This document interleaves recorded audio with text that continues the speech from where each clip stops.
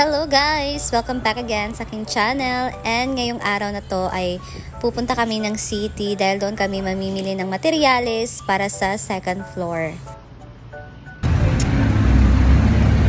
Ayan mga Bebshi, nandito na kami sa bibilhan namin na hardware. Napakalaki kasi ng difference ng presyo dito kaysa doon sa lugar namin. So dito na kami bibili.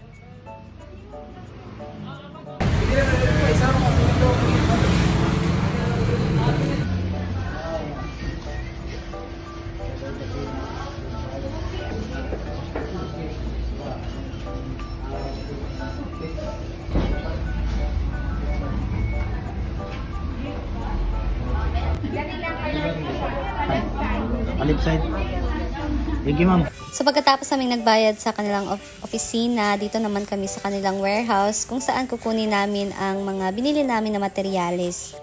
So dumating kami dito sa city 9 AM and then naasikaso kami dun sa kanilang opisina sa pagbayad mga 9:30 ganun. Tapos pagpunta namin sa kanilang warehouse, grabe ang dami kasi direkto sila and mura lang kasi dito. So maraming mga bumibili, mga hardware. Kaya grabe, natagalan talaga kami dito guys. Umabot kami dito ng paghihintay halos 4 hours. Ayan, so at last nandito na. Nilagay na sa aming nirent na sasakyan. So, ay makakauwi na din kami. Mga 2 PM na nga din kami nakapag-lunch kasi nintay nga namin ito na mabigay na sa amin itong mga materyales.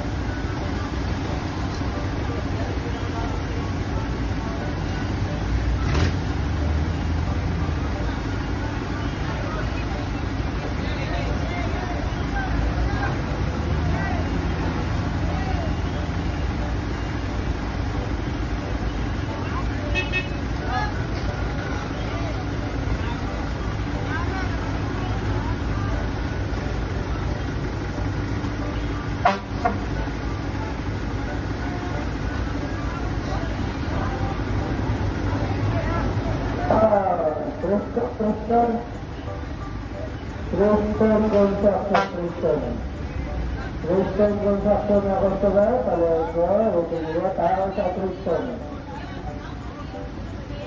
Tao sa Kristen, talaga, rutinira, tao sa... Ayan, so by 4 PM, nandito na nga din kami sa bahay, nakauwi na kami, kaya naman ay, ayan, na-transfer na itong mga materyales. Well, hello mga Bebshi! Magandang hapon sa lahat and sobrang haggard ko ngayon. Kakagaling lang namin ng city kasi bumili kami ng mga another set of materials. So, grabe isang araw kaming nawala dito sa bahay. Naiwan namin yung mga panday dito. So, ngayon, hapon na and andito yung mga binili namin na materyales para na ito sa itaas second floor na aming gagawin. So, ito na po siya mga Bebshi. Ito na siya. So, dito makikita natin, meron tayo dito color roof. So, hindi na itong desired na color na gusto ko. Pero ito lang mas magandang available. So, this is color ivory red.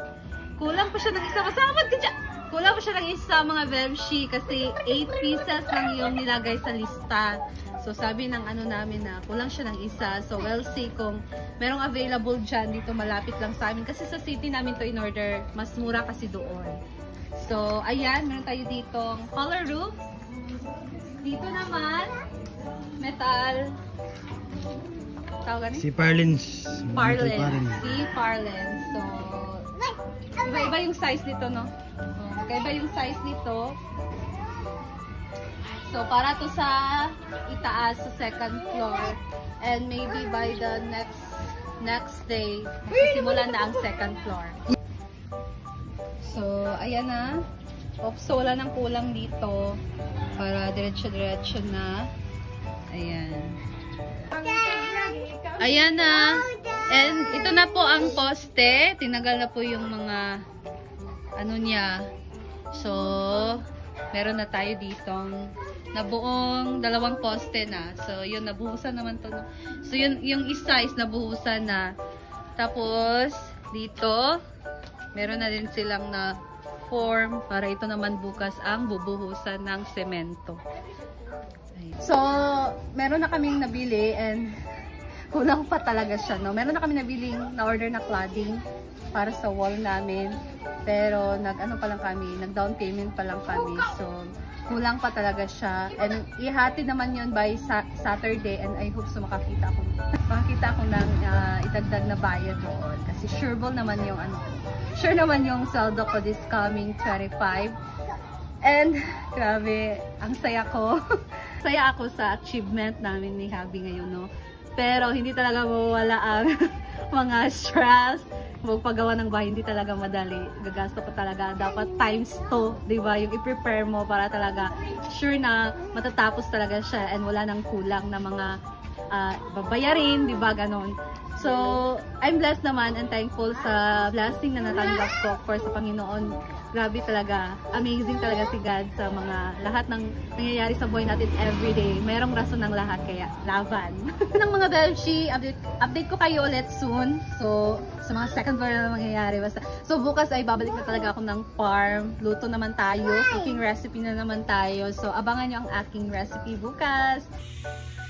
Ayan guys, so that's all for today. So maraming salamat sa inyong pagsuporta sa akin, no, sa panonood niyo lagi ng aking videos, especially dito sa YouTube. So ang saya ko mga Bebshi and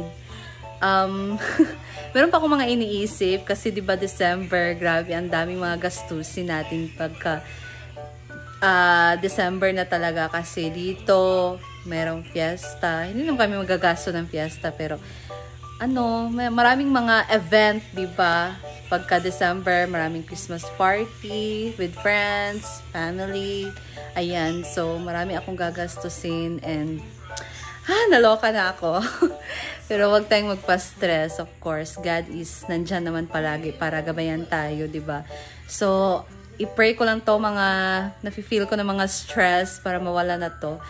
And I hope na patuloy niyo pa rin akong suportahan sa aking mga videos and manood para na nga din madagdagan ng aking budget. Ayan, sa mga susunod na sahod ko. So, thank you so much guys for watching and napaka-thankful ko sa mga nangyari ngayon, di ba? And hindi ko ma-imagine na ayan, makapagpatayo na kami ng sariling bahay, makabukod na kami. And nakakaya na din kasi dito sa bahay nila mama. At least, na kami, nasa kabilang bahay na kami, diba? So, kaya laban lang talaga. May mga panahon talaga na ganito, no? Titest talaga yung struggle kung hanggang saan yung kaya mo. Pero, ang importante ay magpatuloy, kayod, everyday. Basta, pray lang din and believe in yourself and of course, believe in God. So, ayan, that's all guys. Thank you so much for watching and abangan niyo ang mga susunod na update ko sa aming tinatayong bahay. So, thank you and bye! God is good all the time. All the time, God is good. See you again to my next video.